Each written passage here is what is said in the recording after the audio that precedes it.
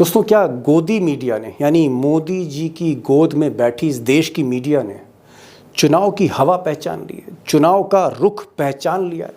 और क्या इस चुनाव में मोदी जी की दाल वाकई पतली है? और इसका एहसास अब गोदी मीडिया के चैनल्स के मालिक मुख्तारों को होने लगा है। और क्या इसीलिए इस देश के सबसे पुराने, सबसे बड़े नेटवर्क जी न्यूज़ ने मोदी और शाह और योगी इनका जयकारा लगाना अपनी टीवी स्क्रीन पर अचानक बंद कर दिया है? और बड़ी खबर यह आ रही है कि जी न्यूज़ के बड़े ताकतवर सीईओ, बड़े आप कह सकते हैं पावरफुल सीईओ अभय ओझा, जिनकी मोदी और शाह से बड़ी नज़दीकी थी, जिनको इस सरकार का हिमायती माना जाता था, उन्हें अचानक अपनी कुर्सी से हटा दिया गया। और यही नहीं, ओझा साहब ही नहीं, जो एंकर्स, जो पत्रकार कहीं ना कहीं सरकार के हिमायती थे, करीबी थे, उनकी भी छुट्टी की जा रही है। और जी न्यूज़ के जितने भी नेटवर्क में चैनल्स हैं, रीजनल, नेशनल, उन सब में अब मोदी और शाह को हाईलाइट नहीं किया जा रहा है जितना पहले किया जा रहा था।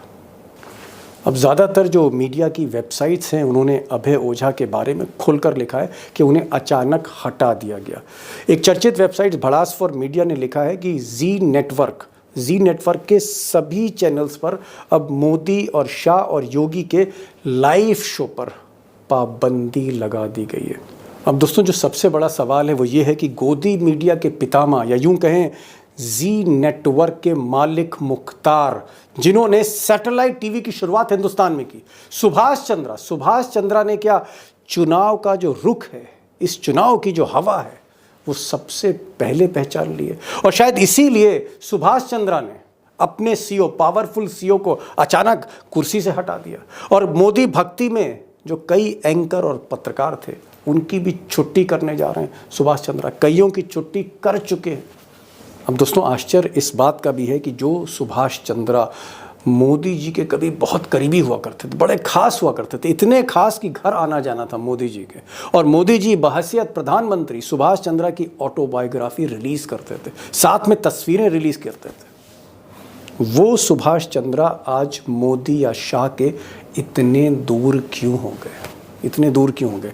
और क्या इसकी एक वजह यह है दूरी की कि कहीं ना कहीं सुभाष चंद्रा को लगता है कि ये सरकार जाने वाली है, एक ऐसी सरकार जिसने कहीं ना कहीं सुभाष चंद्रा को तंग भी किया, बहुत कुछ ज़्यादा दिया नहीं मलाई खाने को। क्या सुभाष चंद्रा को लगता है कि मोदी और शाह का साथ देना अब फिजूल है?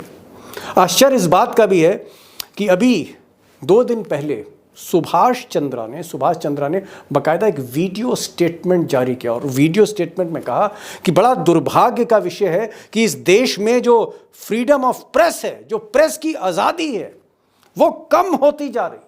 यानी उनका इशारा लोकतंत्र की तरफ है कि अगर प्रेस की आज़ादी कम होगी तो लोकतंत्र भी खतरे में पड़ सकता है। सुनिए क्या कह रहे हैं वीडियो स्टेटमेंट में मोदी जी के बड़े खास सुभाष चंद्रा।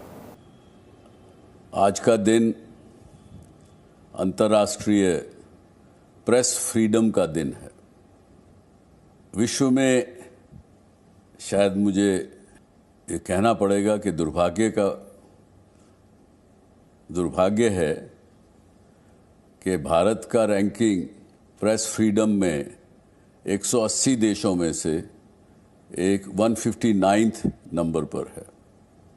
अब दोस्तों, सुभाष चंद्रा या फिर जी जैसे बड़े नेटवर्क का मोदी से धीरे धीरे दूर हो जाना, और वो भी बीच चुनाव, जब चुनाव चल रहे हो, सेकंड फेज खत्म हो गया है, थर्ड फेज की तरफ हम जा रहे हैं, ऐसे में जी न्यूज़ का किनारा कर लेना, क्या इसका मतलब ये है कि आने वाले समय में चाहे वो न्यूज़ 24 हो, चाहे वो फिर एबीपी न्यूज़ हो, या इवन रजत शर्मा साहब का इंडिया टीवी, या फिर आज तक, क्या धीरे धीरे हवा का रुख ये चैनल्स भी कहीं ना कहीं भांप रहे हैं? और आगे उनका रुख भी बदलेगा, may be after 5th phase, 5वें चरण के बाद या 6ठे चरण के बाद।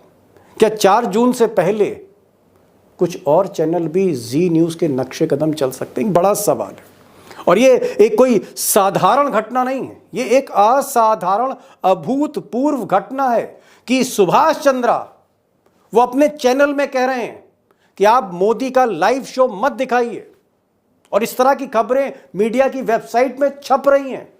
उनके जो सीईओ हैं, जिस पर वो एतबार करते थे, उनको अचानक हटाया जा रहा है क्योंकि वो मोदी और शाह के करीबी थे।